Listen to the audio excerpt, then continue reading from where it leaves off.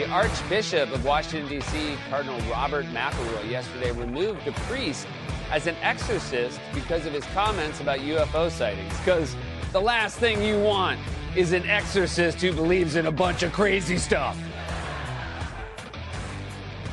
Wow. Going after the church. Yeah, that's comedy. Late night comedy, of course.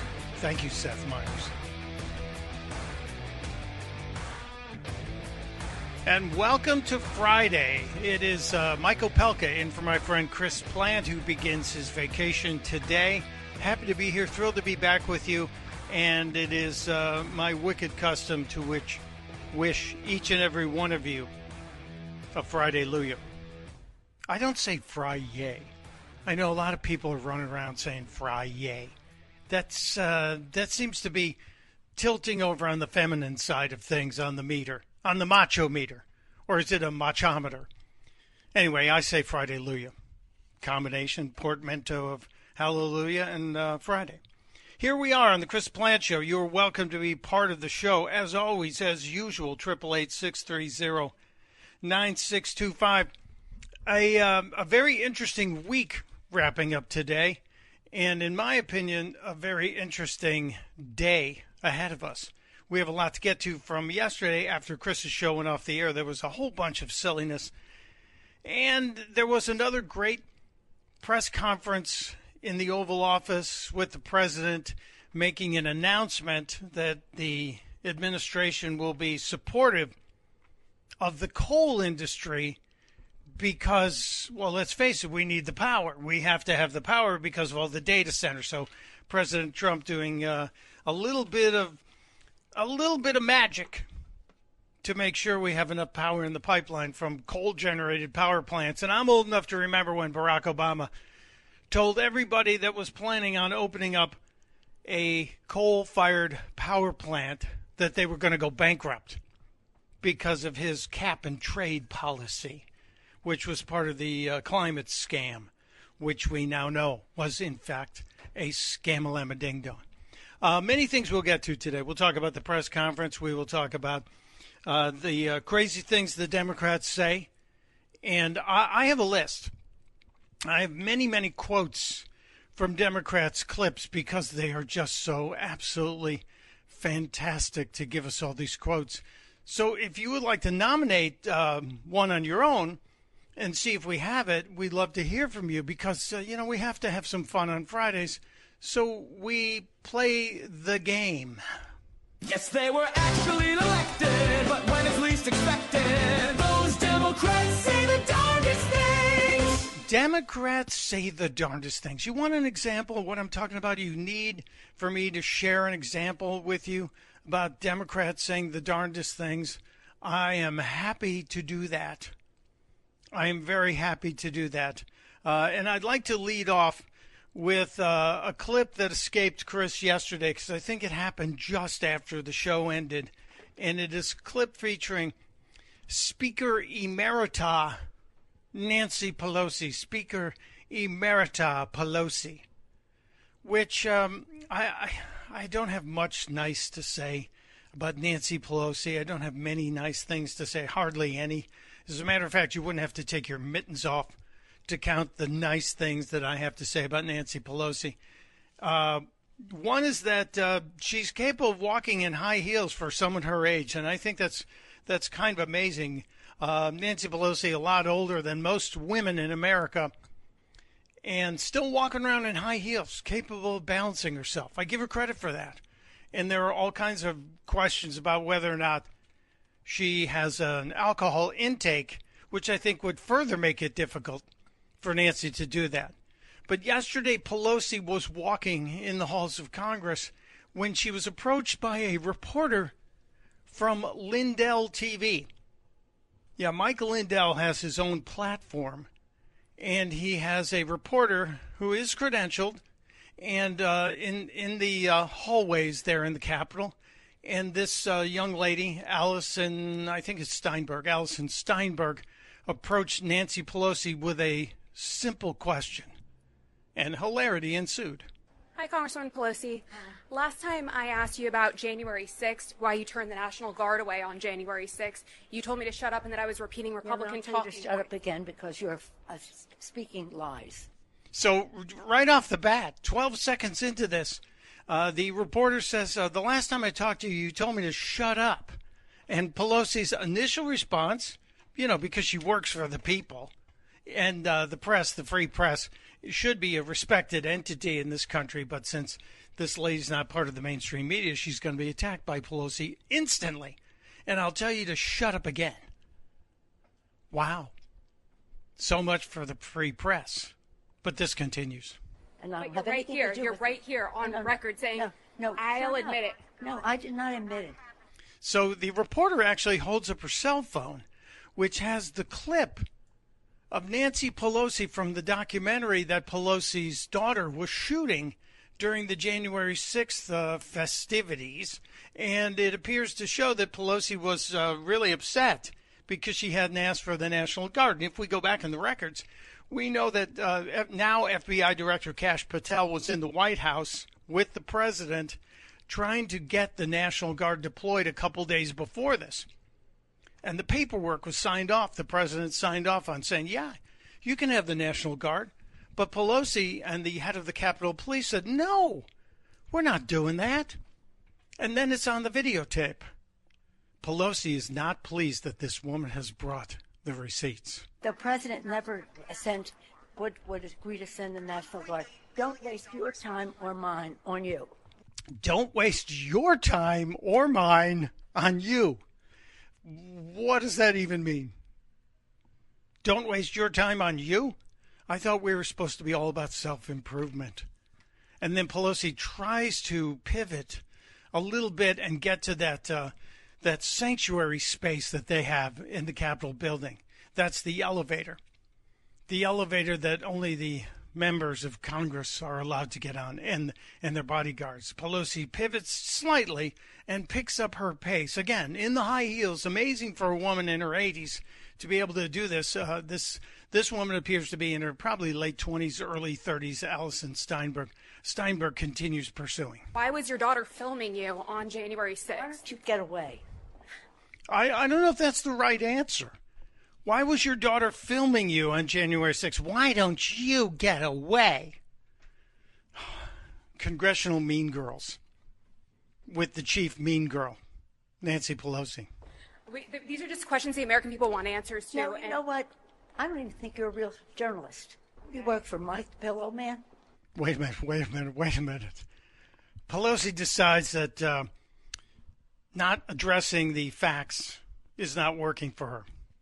She's very convinced that just this woman who's armed with the facts and video that Pelosi's own daughter put together, that's not going to work. That's not going to be something that's going to be acceptable to her. So what does she do?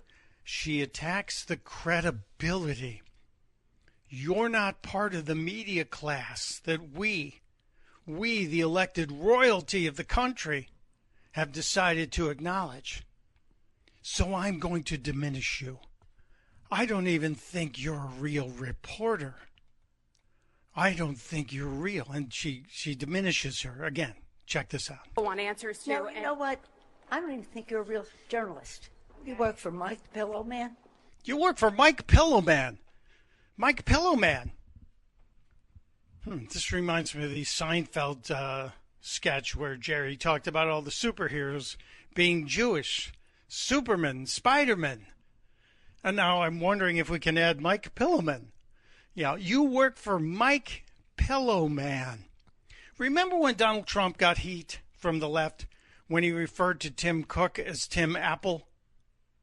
There was the White House meeting where Tim Cook and a lot of tech leaders were there, and Trump referred to the head of Apple as Tim Apple, and he was roundly mocked. Well, here's the former Speaker of the House, Speaker Emerita, referring to the head of Lindell TV, the owner of Lindell TV, Mike Lindell, as Mike Pillowman. It gets weirder. Actually, I do, and we're very proud. I don't consider that journalism. Mike the Pillow Man, that's not journalism. I don't. So Pelosi now and the Democrats get to decide what is journalism. Let's not forget, out in California, they passed the Nick Shirley Act, which is meant to prevent independent street journalists from exposing all of the fraud that's out there. It just shows you the Democrats only believe in free speech and a free press if it's going their direction, if it supports them. Mike Pillowman, if you work for him, you're not legitimate. There's more. I have any reason to talk to you. He'd love to give you a free I want you pillow. to record this. I want people to know that you're not a real journalist. You mark for Mike the Pillow Man, and all you do is spout untruths. Okay. Get away from You me. can insult me all you Get want, away from me. Thank you, guys. Thank you, Congresswoman. Congresswoman Pelosi actually points a finger at Allison Steinberg and says, "Get away from me. You're in the hallways. She's not in your face. She's at a reasonable distance, not quite social distance, but she's there." Now, did you notice that the reporter from Mike Pillowman's company, the reporter offered Pelosi a free pillow? I thought that was a pretty quick response. She said, well, can we give you a free pillow? Well, yesterday when this thing popped, the people from Lindell TV called and decided they would call the office of Mike Lindell's company and got them to approve a discount for people that use the code Pelosi when they're buying a pillow. I have to applaud that. I think that's some genius marketing right there. Very well done. In any case, Nancy Pelosi stumbling through the halls of Congress, reasonably steady on her feet on high heels. I'll give her that. And that's pretty much the only thing I will give her. Shame on you, Madam Pelosi, for trying to diminish a member of the press. Just wonderful stuff. But that's my first entry into today's adventure of Democrats say the darndest things. And if you have one you want to nominate, you're more than welcome to join us at 888-630-9625. 888-630-9625. We did get a jobs report this morning. We'll break into that. There are some Democrat dirty tricks happening in elections. I'm not just talking about California. Of course, the California elections, we're still counting. I think they have 3 people counting. Still counting ballots in California. And oddly enough, whenever they do a ballot dump, it seems to be disproportionately leaning towards Democrats and giving the short shrift to anyone who has an R after their name. Spencer Pratt not getting too much in the way of new votes yesterday. In fact, 120,000 dump reportedly had 0 votes for Pratt, but a whole lot for the noodle lady, as Jesse Waters calls her. Really kind of weird. But as I said, Democrats are not above finding shenanigans that they can slap upon us everywhere. And it's happening in Alaska. I don't know if you're going to believe this one. We'll get to it. It's Mike Opelka in for my friend Chris Plant on The Chris Plant Show.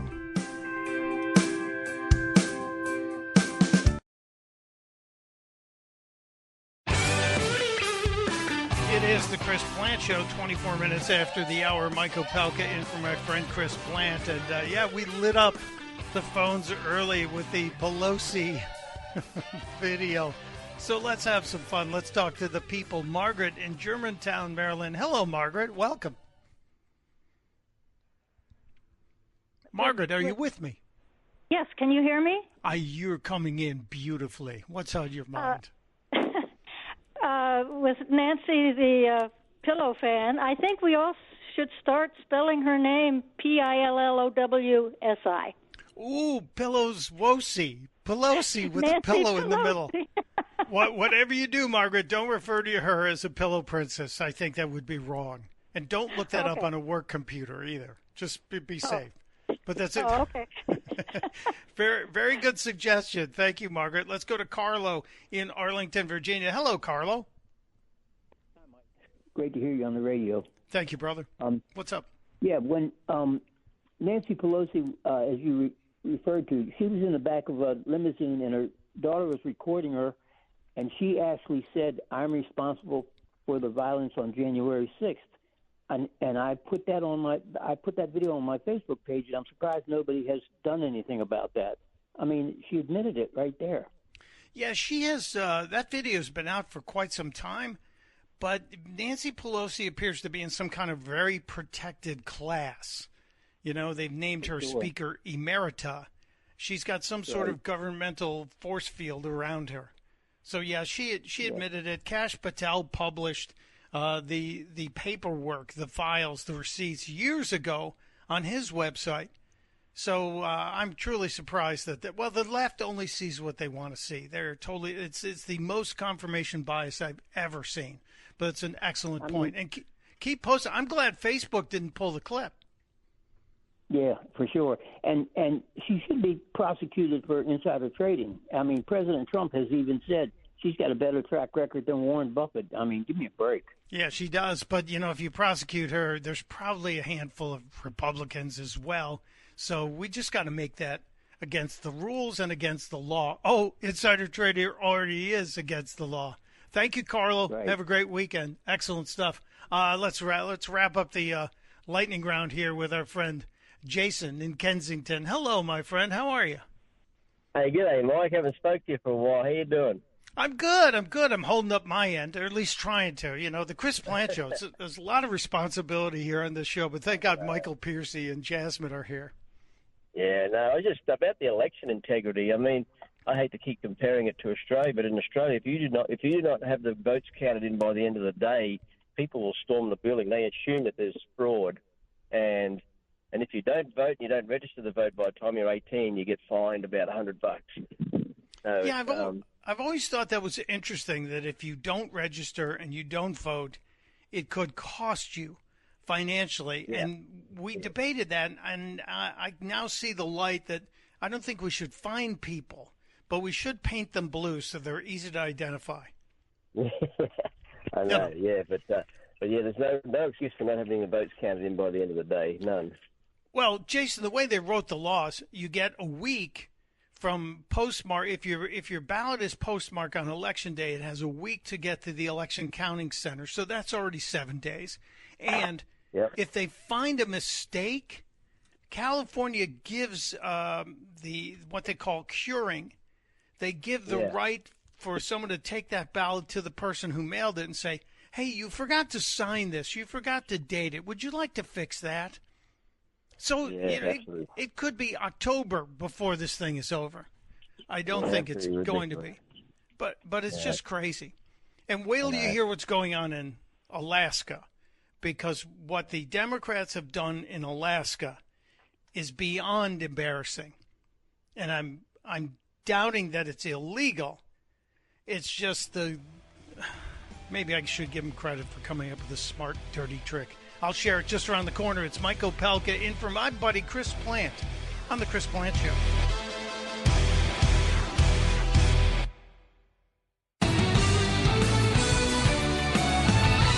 It is The Chris Plant Show on a Friday. Mike Opelka in for my vacationing friend Chris Plant. Honored to be here. Thrilled to be here. My goodness, do we have a lot of things to get to today, including a very good jobs report that just popped about an hour ago. I know the president was kind of hinting that he was looking for a very good report. We'll get into that. We'll do a little breakdown because I was doing some prep, trolling through the business channels as the economic numbers turn, and it's always fun to see what's happening on CNBC versus what's happening on Fox. And today was a very target-rich environment over at CNBC. We got some very interesting things to share with you, as well as we will get to the shenanigans. I think that's the correct term for them. The shenanigans that the Democrats are trying to pull in the state of Alaska as a Senate seat is up for grabs. And let's just say, while I'm really kind of angered by what the Democrats are attempting to do, I'm also kind of impressed at the level of dirty trickedness. I know that's not a word. We just created that. The level of dirty trickedness to which the Democrats are willing to stoop to try and steal an election, or at least confuse the people voting. It's really interesting. We will get to it. We'll break it down. But just before we went to break, I saw a phone light up, and I want to wrap up the phone calls that we were taking from the last block, talking about Nancy Pelosi and the dust-up with the Mike Lindell TV reporter over what Pelosi didn't do on January 6th. I know everybody's going, January 6th, let it go. No. We're never going to be done with this, mostly because of the Democrats. So if you have a thought, you can always join us. 888-630-9625, 888-630-9625. Jerome is in Charleston, South Carolina, an amazing place. Jerome, welcome. What's on your mind? Welcome back, Mikey. How you Thank been? You. I'm good. How's Tricks? Hey. I don't know what to say to you, but I appreciate your congenial manner today, Jerome. Hey, I'm talking about redistricting Tricks, shooting people in the back Tricks, shooting people as they're driving away Tricks. You got the $1.8 million slush fund by his attorney trying to poll, the one that he's going to nominate for Attorney General, his personal attorney. You got the Pam Bondi Tricks. You got the Tulsi Gabbard Tricks. Hey, you got the Cash Patel. Oh, yeah, the alcoholic. Then you got the other alcoholic, Pete Hegseth. You're giving pardons to the January 6th thugs. The cops are suing Trump for trying to give money to the January 6th thugs. Hey, so how's Tricks, Mikey? Well, Jerome, I let you go. I let you spew all your hate and silliness, but let me address one thing.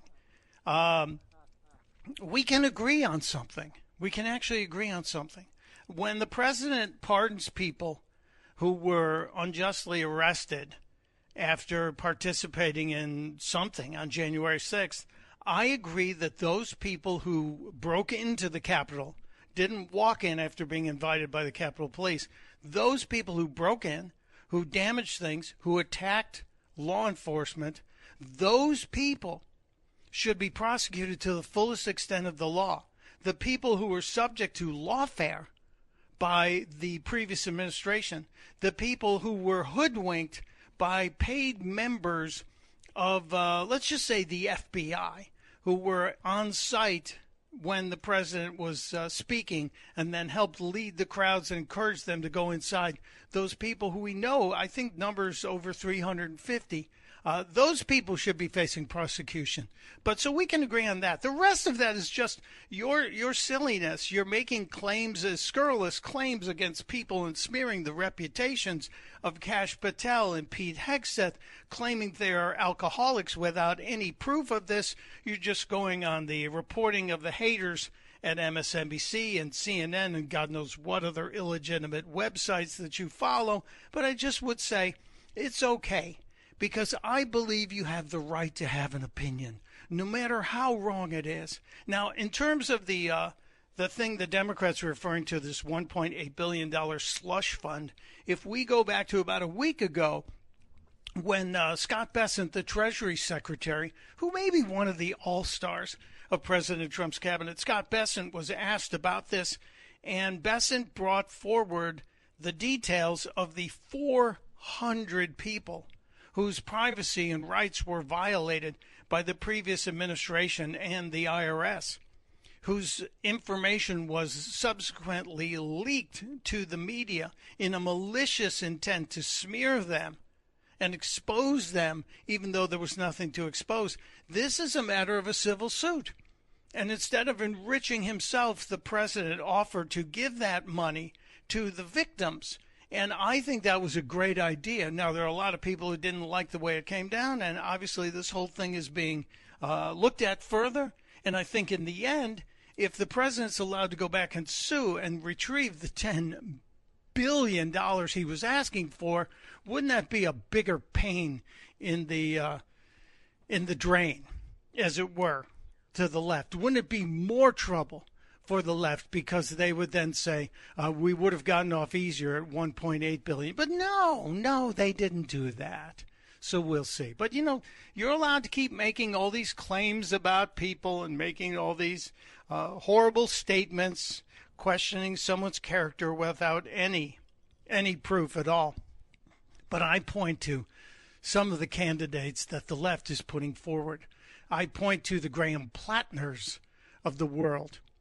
I point to the people that the left wants to have elected to office to say, okay, what next? What are we going to learn next about these people? And I know Chris played it the other day. We have to expose some of the madness of the left, as I said, some of the craziness, some of the darndest things that they say, because they do say the darndest things. Now, earlier this week, the Harpies on The View were teeing off on this Democrat candidate in Maine, Graham Plattner. Earlier this week, Sonny Hostin, one of the ironically named ones, I think the other ironically named one, Joy Behar's, on a, we're told, planned hiatus. She's doing a show in France and in parts of Europe this summer. So she won't be back on the show. So Whoopi has to work Fridays, 5 days a week this summer. I'm sure that's not making her happy. But earlier this week, Sonny Hostin talked about the allegations against Plattner and seemed to be quite angry about all of this and saying that, in fact, character does matter. I think all the allegations are true. The sexting with other women while married is definitely true because his wife is the person that gave the messages to his campaign to give them a heads up. He's also made racist remarks about against African Americans. So he's a cheater.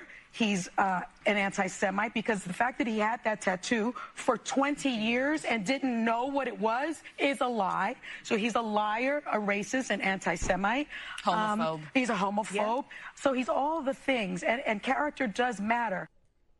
So character matters now. Really interesting. Again, this is from earlier in the week, and I know Chris played it, but I'm going somewhere with this, so follow me. It continued with Sonny Hostin playing the whataboutism game. Cut to. But we have someone that has almost unbridled power in the White House at this point. There are no checks and balances. And the only way that we can maybe bring a bit of our democracy back is by having a Congress that functions and that has the checks and balances. And I do think one of the only ways is to win that seat in Maine. So a couple of interesting things there. The only way to put checks and balances on what Sonny Hostin believes is unbridled power in the White House is to win that seat in Maine. What didn't she say? She didn't say to elect Plattner. And this is interesting because I believe there's a lot of folks pointing to the reality that the Democrats have the opportunity, even if Plattner wins the primary, to force him out, just as Joe Biden was forced out, and replace him with another candidate. Gee, where would you find another candidate? I don't know, on the ballot from the primary, because the governor is currently, she suspended her campaign, but she's still on the ballot. So there are all kinds of whispers that maybe they'll just move Plattner out and move the governor in, and they hope that that would be a good idea to take that seat. Susan Collins differs in opinion on that, obviously. But the reality is that Sonny Hostin really is a hypocrite. Remember, a couple days ago she was screaming that character matters, that this guy, he's got the Nazi tattoo, he's a homophobe, he's a racist, he's a cheater, he's a liar. But Sonny Hostin thinks maybe she could find a way to vote for him. Yesterday, I was sort of on the fence. I'm like, character matters. Morals matter. I can't believe that this is the person in Maine that's going to, take on the Republican, take on Susan Collins. I'm now convinced that we are really in a bad place in this country. Democrats have to take over the Senate. They have to take over the House. They have to bring some semblance of normalcy back to this government. And if it takes getting behind someone like Plattner, which 51% of voters in Maine say that they will get behind him as opposed to 42%. If I lived in Maine, I would hold my nose and I would pull that lever and I would vote for him. The amazing thing is the Democrats love Susan Collins. The Democrats worship the ground Susan Collins walks on because she challenges Trump. She won't vote automatically for Republican Party principles as led by the leader of the party. So they love Susan Collins until they have the opportunity to take total control of the Senate and pack the Supreme Court and maybe make Puerto Rico and D.C. a state, giving them a permanent majority going forward. She will go against her own standards, saying that character matters, and hold her nose and elect a liar, cheater, racist, homophobe with no character. I guess it's just like he's only one of many in the illustrative cooling saucer of the legislature. Just amazing. The Senate, which used to think of itself as the snooty part of our situation here. The House, those 435 ruffians compared to the 100 members of the Senate Country Club. Well, welcome Graham Plattner if he gets through this. I still think they're going to look to replace him. Just really funny how the situation will force Sonny to hold her nose. But you know, the other interesting part of all of this is how many Democrats just can't find it in their hearts to jump on board and endorse Plattner. Yesterday afternoon, Boris Sanchez had Massachusetts Democrat Ed Markey on the show. And the trick now for anybody at CNN or MSNBC is to wait till the very end of the interview with whoever you're talking in the Democrat Party before you ask about Plattner. Sanchez did, and Markey did the Democrat two-step when pressed on the issue. Before we go, Senator, I have to ask you about embattled Maine Senate candidate Graham Plattner. He met with Democrats in D.C. yesterday. Will you endorse his campaign?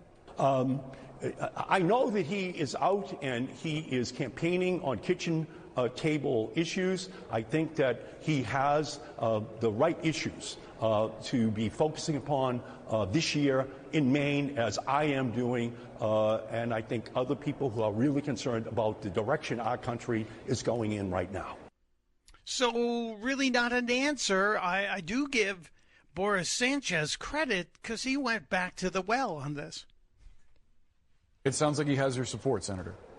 Well, I am convinced that he is running on all of the right issues for our country right now.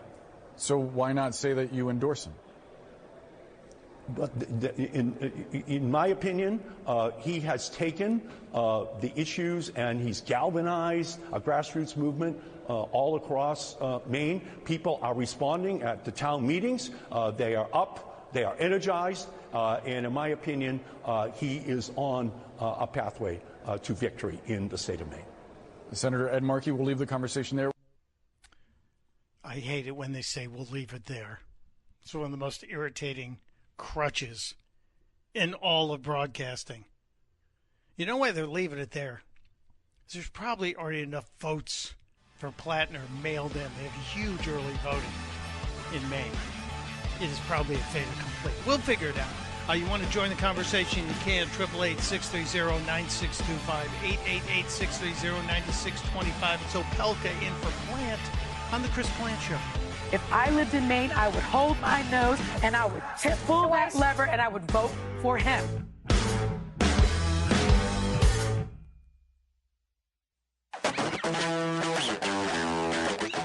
It is the Chris Plant Show on this Friday,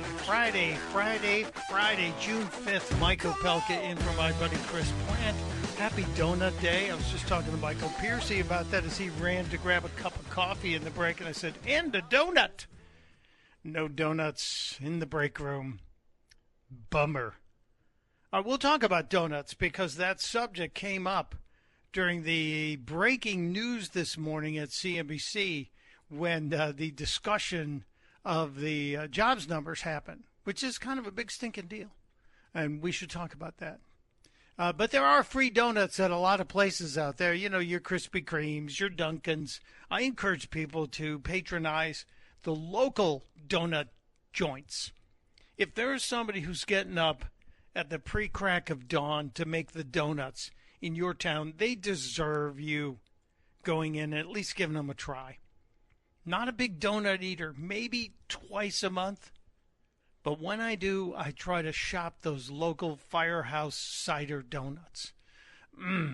So good. They are, as they say in the South, smack your mama good. And I'm not advocating for domestic violence. As I said, we have so many things to get to on today's show. And we'll try to get to all of them as well as to your calls. Let's see, do we have time to grab one more call here? Yes, Mike in Gainesville. Mike, hello.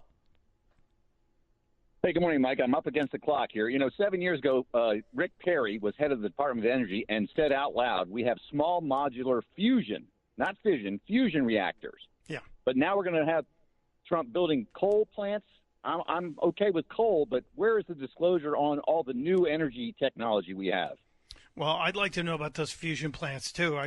I seem to think that if they were working, we'd know. We are at least looking at coal, gas, and nuclear, and I said that correctly, not nuclear, in order to power our growing needs in this AI era. And I'm happy to see the nuclear power plants are kind of following the France path, smaller, contained, efficient power plants. I'm okay with the coal thing because we've made great advances in clean coal. China uses that evil, dirty coal. So I'm okay to see this happen with an eye on where the heck are those fusion plants. They never seem to live up to the hype, do they, Mike? They don't. But I'd like to see what the news is on those. I'm sure if we've got fusion power, we're going to be using it to fly spaceships all across the galaxies. Any case, we'll check into it. But thank you, Mike. Appreciate you being there. First hour in the books, so we have so much more to get to. Election shenanigans by the Democrats in Alaska. I'll explain. Plus, the jobs numbers today. It's Opelka in for Plant on the Chris Plant Show.